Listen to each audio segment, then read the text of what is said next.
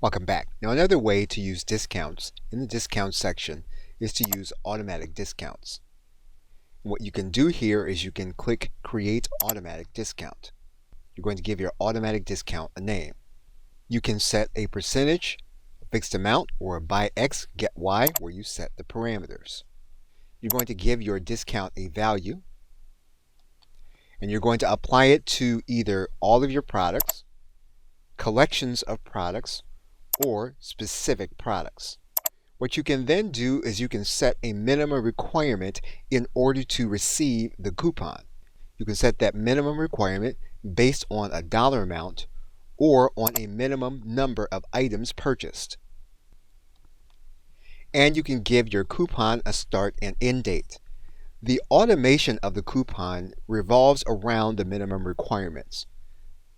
So what you're saying is that when an individual purchases a certain dollar amount or they purchase a certain number of items, the discount will appear in their shopping cart. So we're going to save the discount.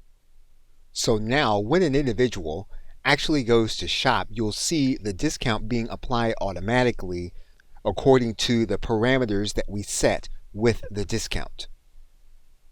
Okay, so with that, thanks, and I'll see you in another video.